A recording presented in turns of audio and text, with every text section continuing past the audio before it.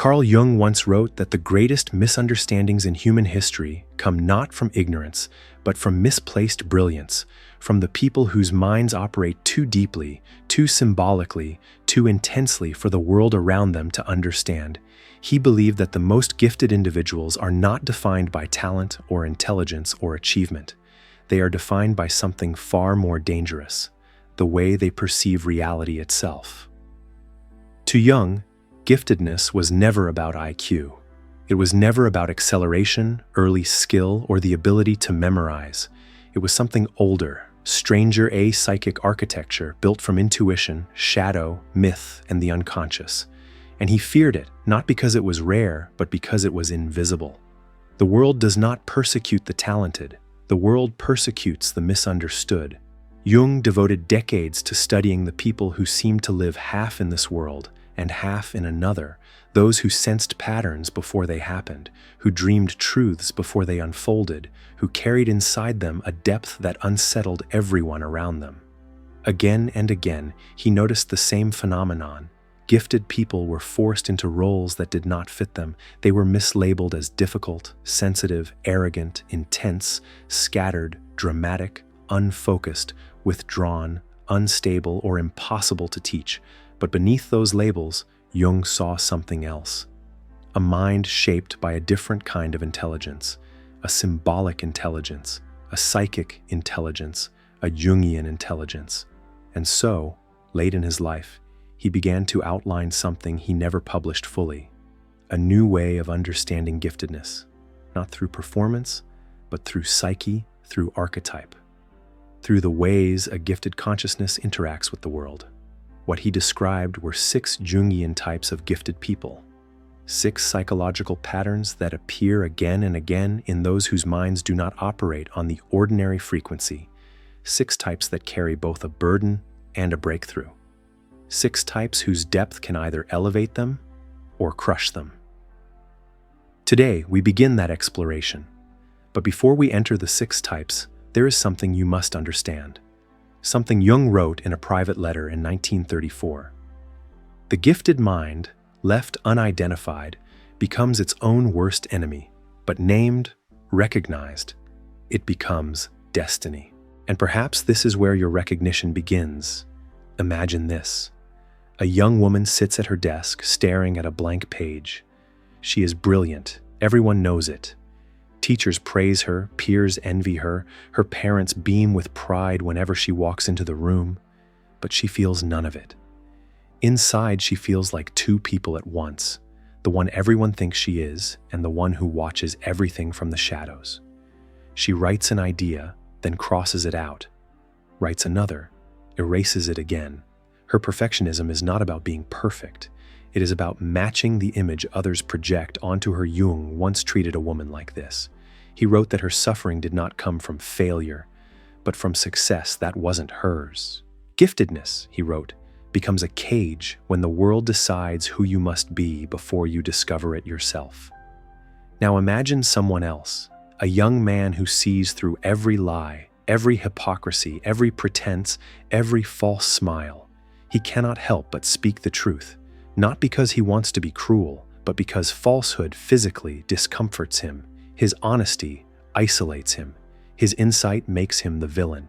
His gift becomes a weapon, one he never intended to wield. Jung called this type the intuitive dissident, a consciousness punished for its clarity. And then imagine another, a girl who dreams symbols she cannot explain, a boy who senses emotions before they are spoken, a woman who sees meaning in every coincidence, a man whose creativity feels older than his own lifetime.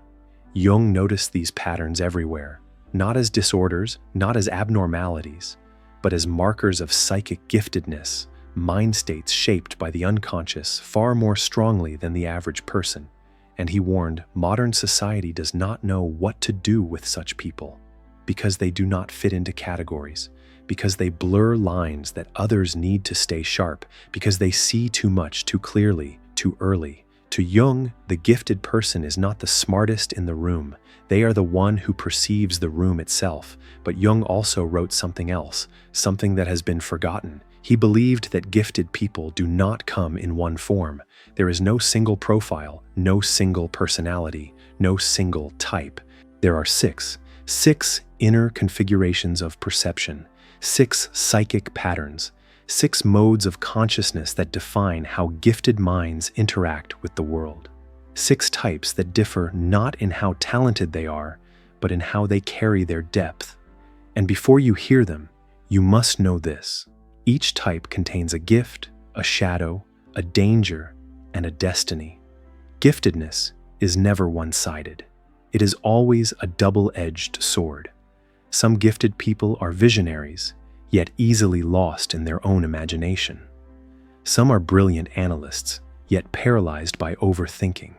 Some are creative oracles, yet tormented by the weight of symbolic knowledge. Some are natural healers, yet destroyed by emotional absorption. Some are pattern decoders, yet overwhelmed by the meaning they cannot escape. Some are spiritual navigators, yet haunted by the liminality between worlds. You may find yourself in one type. You may find yourself in 2. You may find yourself in all 6. Because giftedness is not fixed. It shifts as the psyche evolves. But as Jung said, recognition is the beginning. Integration is the task.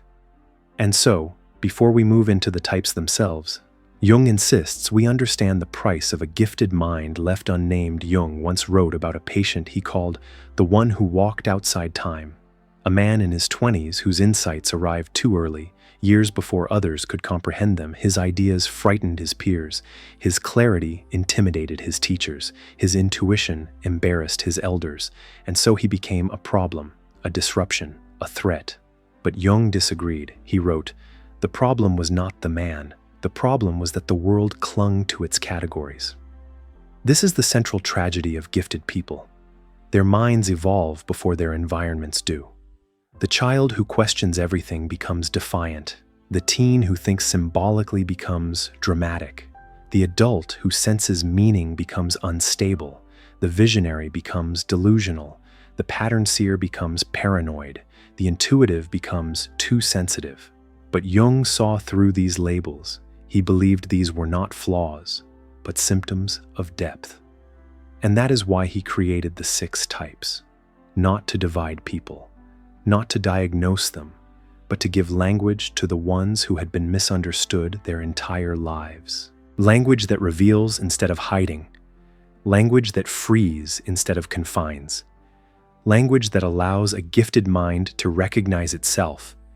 And perhaps, as you listen, you will feel something stir, a memory, a wound, a knowing, a sense that you have been waiting years, maybe decades, to hear someone describe the inner world you've been walking through alone.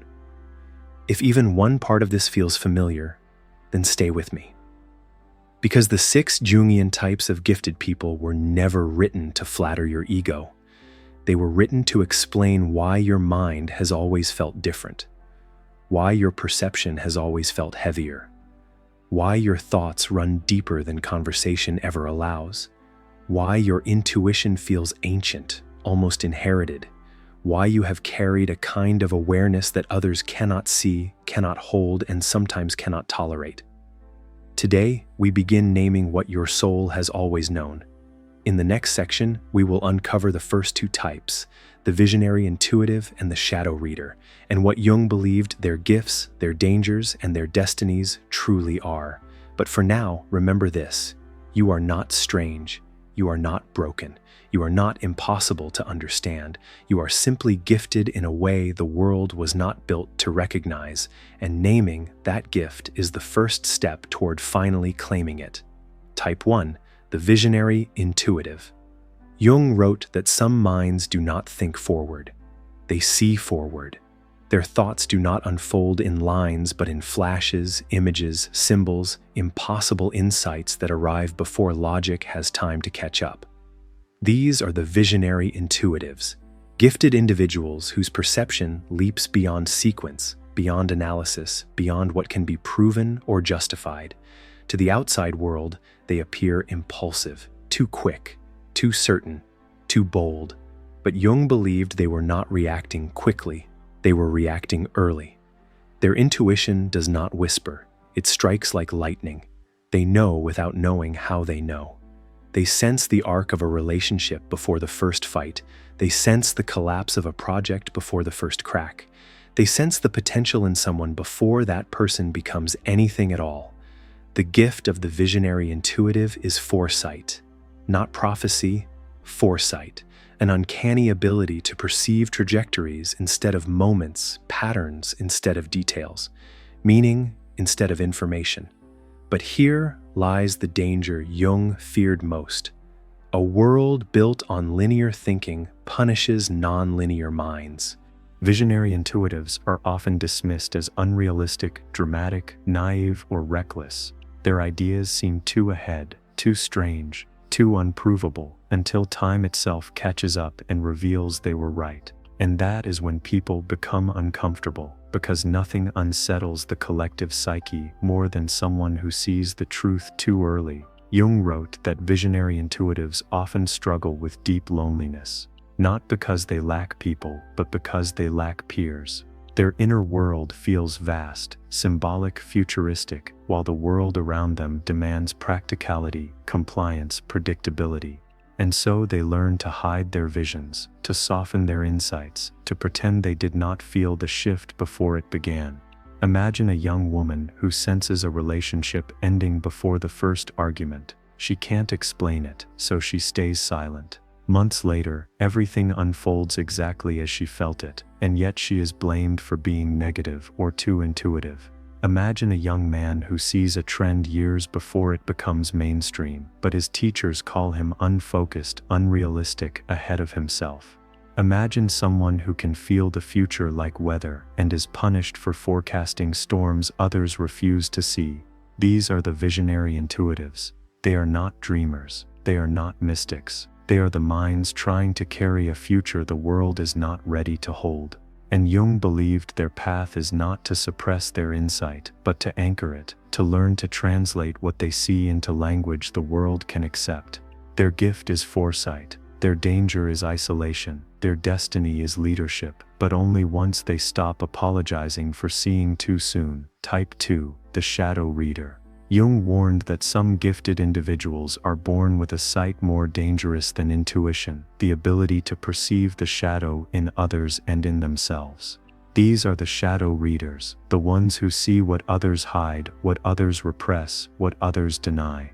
They are the psychological X-ray machines of humanity, even when they wish they weren't. From childhood, shadow readers notice the fracture behind people's smiles. They sense the insecurity behind arrogance, the fear behind aggression, the grief behind perfection. They know when someone is pretending. They know when someone is lying. They know when someone is performing a version of themselves just to survive. But this gift is not gentle, and it is not welcomed. Jung believed that shadow readers experience more social rejection than any other gifted type. Not because they intend harm, but because their presence dissolves illusions. People feel exposed without understanding why. They pull away, they grow defensive, they project their discomfort onto the very person who merely sees them clearly. The danger of the shadow reader is not misperception, it is hyperperception, seeing too much, feeling too much, understanding too much, and carrying truths that are too heavy to speak aloud. Jung described a case of a young man who could detect subtle shifts in people's emotions within seconds. He could tell when a friend was hiding shame. He could sense when his father was lying about being fine. He could feel when his mother was suppressing anger behind politeness. This awareness did not empower him.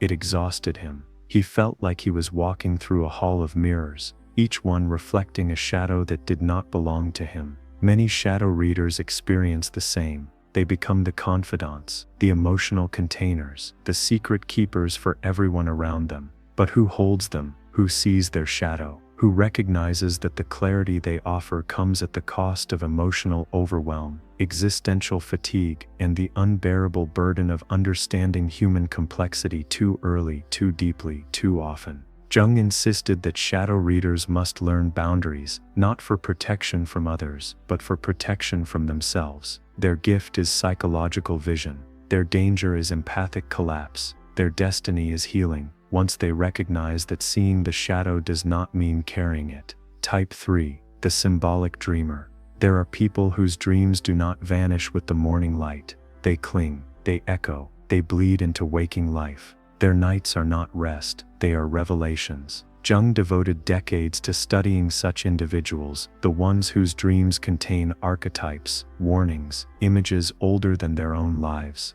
He called them symbolic dreamers, gifted individuals whose unconscious speaks louder than their conscious mind. For symbolic dreamers, dreams are not random, they are messages, maps, myths, blueprints of what is coming, or what is unresolved, or what is trying to be born inside them. They dream in symbols, serpents, towers, floods, birds, eclipses. They dream of people they have not met. They dream of events that later unfold. They dream truths their waking self cannot yet articulate. But the world does not take dreams seriously, and that is where the suffering begins. Symbolic dreamers grow up believing they are too imaginative, too sensitive, or too disconnected from reality. Their families mock their vivid dreams. Schools ignore them, friends dismiss them, and yet their dreams keep arriving, more intense, more meaningful, more impossible to ignore. The danger Jung warned is that symbolic dreamers may begin to doubt their sanity, not because they are unstable, but because their perception violates cultural norms. They live in two realities at once, the symbolic and the literal. Imagine a girl who dreams of a collapsing bridge, and the next week, her family announces a move that destroys the stability she knew. Imagine a man who dreams of a faceless figure, and months later, he meets someone who changes his entire life.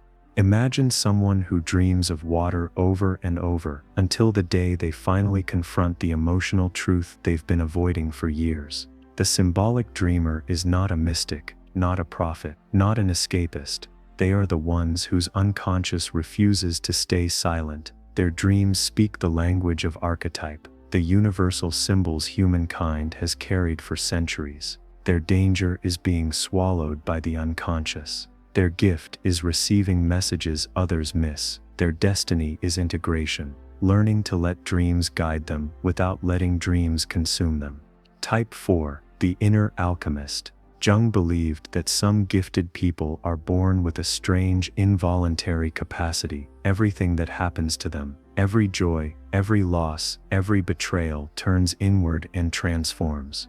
These individuals do not simply feel life, they metabolize it.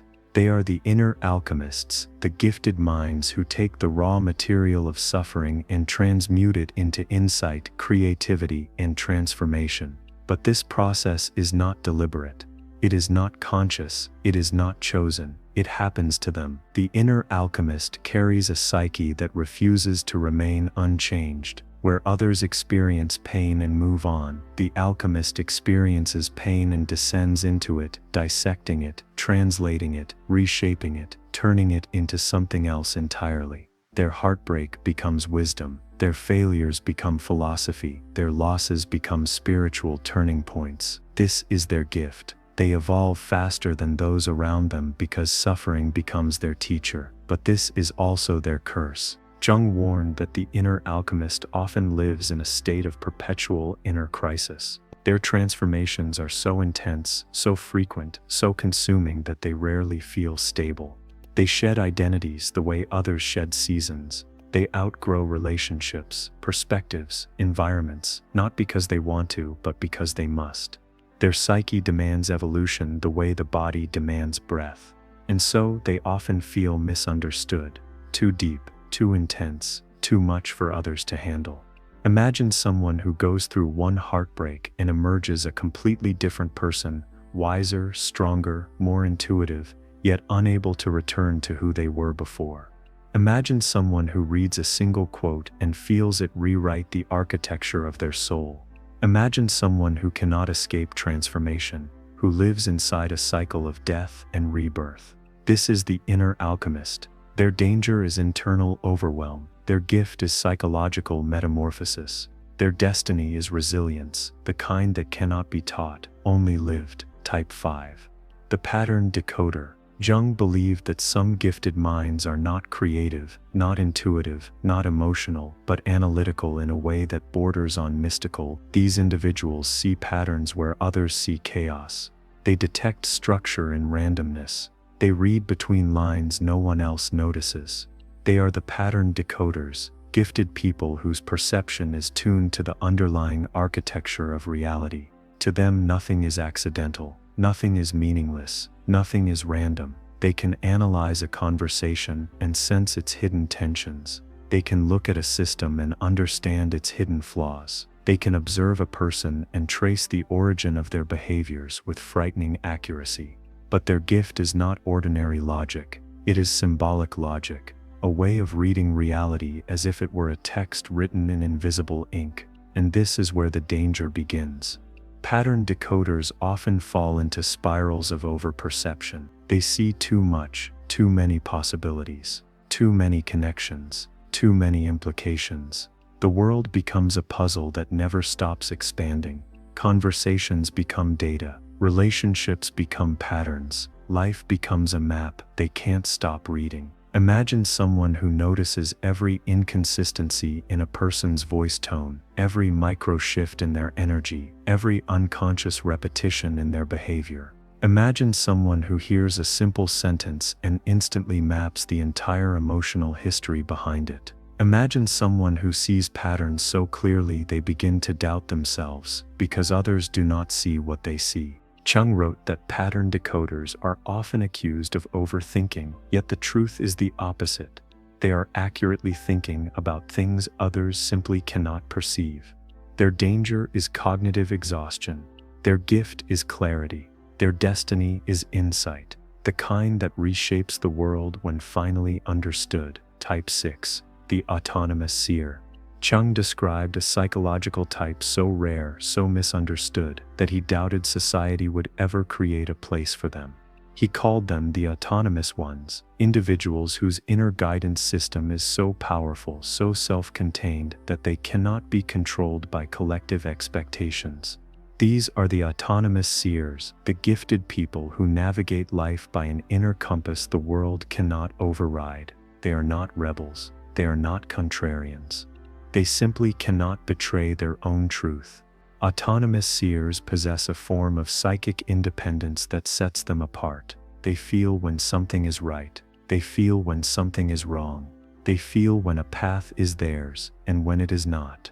And they will walk that path even if no one else understands it, even if no one approves, even if no one follows. Jung believed that this type carries a unique form of spiritual autonomy, a resistance to conditioning, a refusal to conform, a capacity to live according to inner truth rather than outer pressure. But their danger is severe: isolation.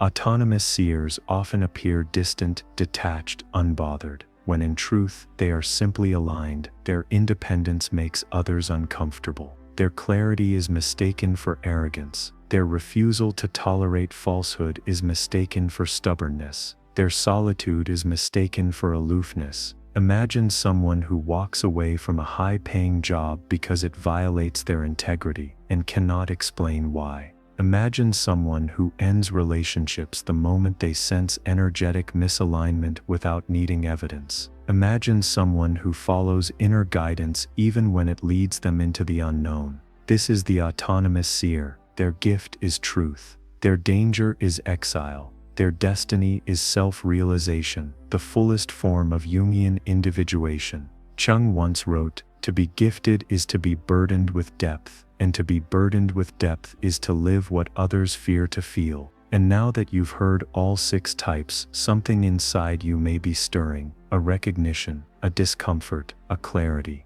Because giftedness, in Jung's view, was never about skill. It was never about accomplishment. It was never about a superiority. It was about perception, the way your psyche interacts with reality. Visionary intuitives see ahead. Shadow readers see within. Symbolic dreamers see beyond. Inner alchemists transform. Pattern decoders understand. Autonomous seers follow truth. Each type carries a gift. Each type carries a danger. Each type carries a destiny. But Jung's final message was this: No one is only one type. You are the sum of the patterns your soul has survived. Your intuition may be visionary. Your empathy may be shadowed. Your dreams may be symbolic. Your suffering may be alchemical. Your perception may be patterned. Your path may be autonomous. And that combination, the one only you possess, is your individuation. Because giftedness is not what you can do. Giftedness is what you are forced to know. It is the weight you carry, the clarity you cannot unsee, the perceptions you did not choose. It is the depth that isolates you until you recognize it for what it is. So hear this: you are not strange. You are not dramatic. You are not too much. You are simply gifted in a way the world does not yet have language for. But Jung gave you that language. He named what you felt. He mapped what you lived. He revealed what your soul has been trying to tell you for years. If even one of these 6 types resonated with you, write it in the comments. Tell us which one reflected your truth. Because in your words, others will finally recognize theirs. And if you want more people like you to find this message, share it, like it, let it circulate. This is how insight spreads. This is how depth survives. This is how gifted souls find each other. Jung once wrote, "The task is not to see less, but to see more wisely." May that be true of you. May your gift no longer isolate you, but guide you. And may the path you walk, visionary, shadowed, symbolic, alchemical, patterned, autonomous, finally lead you toward the person you were always meant to become.